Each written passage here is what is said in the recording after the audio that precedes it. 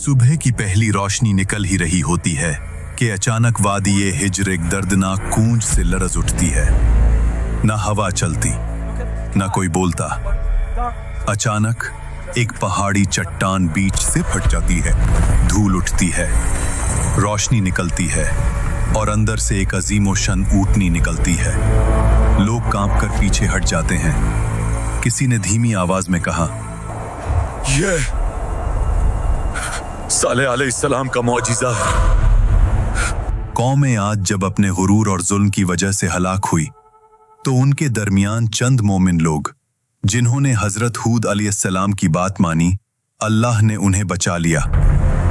अजाब के बाद हवा बिल्कुल खामोश थी। वादियों में सिर्फ टूटे हुए घर और हवा में अजाब का धुआं। बचे हुए लोग एक दूसरे को देखते हुए कहते, शुक्र है कि हमने हुद अलैहिस्सलाम की बात मानी। अगर अल्लाह हमें पनाह न देता, हम भी तबाह हो जाते। ये मोमिन लोग वादी आद छोड़कर दूसरी जमीन की तरफ रवाना हुए। सफर लंबा, मुश्किल और दर्दनाक था, मगर उनकी नस्ल को नई जमीन की तलाश थी, पानी, खुशहाली और अमन के लिए। काफिले नज़द और हिजाज के पहाड़ी रास्तों से गुजरते गए। फिर एक करीब आबाद इलाका मिला, अल-उला, जहां पानी के चश्मे थे, बाग थे और बेहतरीन जरखेजी। यहां उनकी नस्ल बढ़नी शुरू हुई। यहीं से वो कौम आगे बढ़ती गई और फिर उनकी औलादें पहुंच गईं वादी उल हिज्र, जिसे आज मदाइन सालेह कहते हैं। यही कौम समूद का आगाज था। समूद की नस्ल एक अजीम नस्ल बनी। अल्लाह ने इन्हें बदन की ताकत, जहानत, फननी हुनर, चट्टानों को तराशने का कमाल और रहने के लिए कुदरती इलाका सब कुछ दिया था। ये लोग पहाड़ियों के अंदर पूरी शहर तराश लेते। ऐसी इमारतें की दीवारें सीधी, सुतून बुलंद और नक्शो निगार देखकर आज भी इंसान हैरान रह जाए। कुरान के मुताबिक ये मैदानों में महल बनाते थे और पहाड़ों को तराश कर घर बनाते थे। उनकी आबादियों में शहनशाही निजाम था। बाजारों में रोशनी, तिजारत, आवाज और रात को मशालों से जगमगाहट। वादियों में बागात थे, खजूरों की मीठी खुशबू, सरसब्ज जमीन। लेकिन फिर नेमतों का शुक्र भूलकर गरूर आ गया। हमने अपनी ताकत और जहानत से ये सब बनाया है। जब ताकत ने गुमराह कर दिया तो उनका दिल सख्त हो गया। पहाड़ों में तराशे हुए बुतों को माबूद बना लिया। अल्लाह को भूलकर कुदरती ताकतों को पुकारने लगे। अये खुदा, हमें अजीम ताकत दे। अपनी ताकत, दौलत और पहाड़ तराशने की सलाहियत पर इतना गुरूर कहते, हमसे बड़ा कौन इस दुनिया में। कमजोर लोगों पर जब्र, उनका हक छीना और सरदारों की मर्जी को ही कानून समझना, ये सब कुछ यूं था जैसे कोई इंसान अल्लाह के कानून को छोड़कर अपनी मर्जी का कानून बना ले और फिर खुद को उस पर हमेशा के लिए इस्तिस्ना करार दे दे। ये सब कुछ देखा देखा सा लग रहा है। कौम समूद में फसाद, बेहुदगी और गुनाह आम था। उनका जुमला मशहूर था, हम पहाड़ तरश कर घर बना लेते हैं, हमारे सामने कौन टिक पाएगा। वो नेमतों को अपनी ताकत समझने लगे। ये भूल गए कि अल्लाह ही देता है, अल्लाह ही छीन लेता है। इसी वादी में एक मोअज़्ज़िज़ खानदान उबैद बिन मस के घर एक नूरानी बच्चा पैदा हुआ, सालेह अलैहिस्सलाम। बचपन से ही नरमी, हिकमत, नूर, सोच की गहराई, हक की तरफ दिल का मैल, सब कुछ उनमें नुमाया था। कौम के बुजुर्ग अक्सर कहते, ये लड़का आम नहीं, इसकी बातों में काफी गहराई है। जब वो जवान हुए उनका रवैया बिल्कुल मुख्तलिफ था। दुनिया की चमक उन्हें न खींचती। वो अकेला वक्त गुजार कर अल्लाह को याद करते। फिर एक रात अल्लाह ने उन्हें नबूवत अता फरमाई। सालेह अलैहिस्सलाम अपनी बस्ती में गए और लोगों से कहा, सिर्फ अल्लाह की इबादत करो, तुम्हारा कोई माबूद उसके सिवा नहीं। कौम के सरबराह हंस दिए। वो कहते, कल तक तू हमारा अक्लमंद दोस्त था, आज हमें हमारे माबूदों से रोक रहा है। हम तो तुझे नेक समझते थे, मगर अब तू हमें उन चीजों से रोक रहा है जो हमारे बाप दादा से चलती आ रही हैं। सालेह अलैहिस्सलाम ने प्यार से समझाया, ये वादी, ये इमारती, ये कुदरत अल्लाह की नेमत है, शुक्र करो, शिरक मत करो।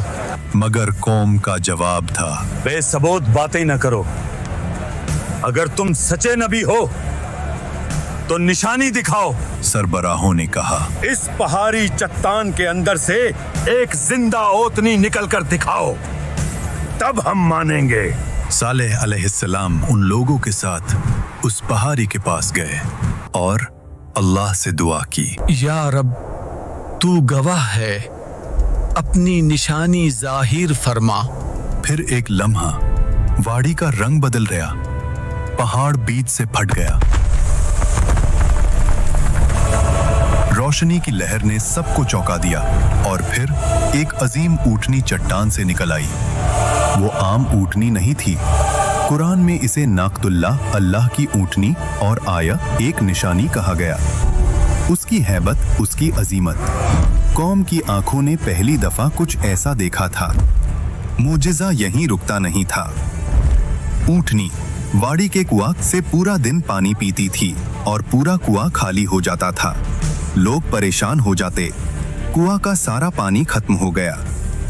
मगर अल्लाह ने इसका मुआवजा भी दिया था। अगला दिन पूरी कौम उसके दूध से सायर होती थी।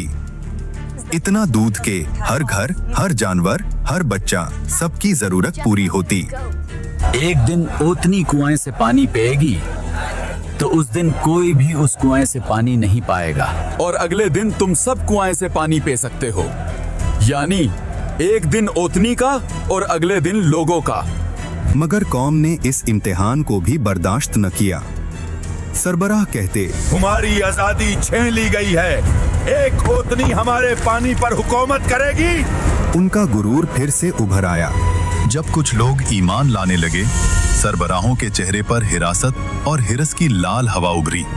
उन्होंने कहा, इस ऊँटनी की वजह से सालेह की इज्जत बढ़ रही है। अगर हमने कुछ न किया, कौम उसके पीछे चल पड़ेगी। फिर उन्होंने साजिश रची, इस निशानी को मिटा दो, सालेह का आसर भी मिट जाएगा। एक अमीर औरत बोली, जो इस ओतनी को मार डाले, मैं अपनी बेटी की उससे शादी करवा दूंगी। नौजवान तैयार हो गए। आज रात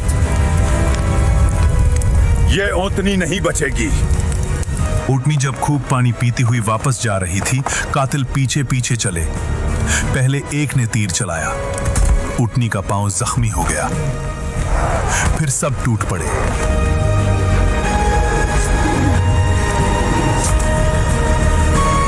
और एक हमले में उस निशानी को कत्ल कर दिया।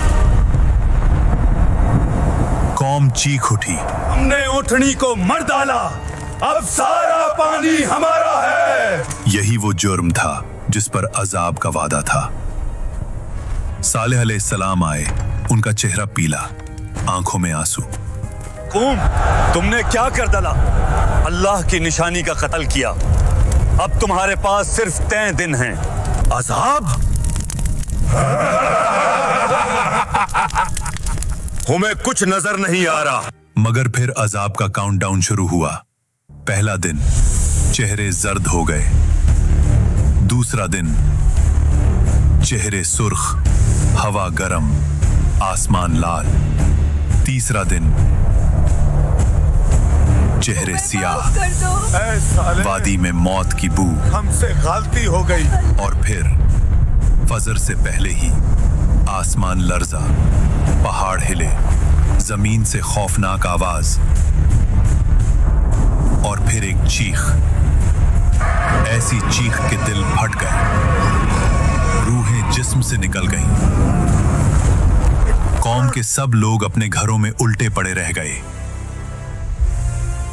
कुरान में आया है, एक चीख ने उन्हें पकड़ लिया। कौम समूद खत्म हो गई। सालेह अलैहिस्सलाम वादी के किनारे पर रुक कर कहते, मैंने तुम्हें समझाया था मगर तुम नसीहत को पसंद नहीं करते थे।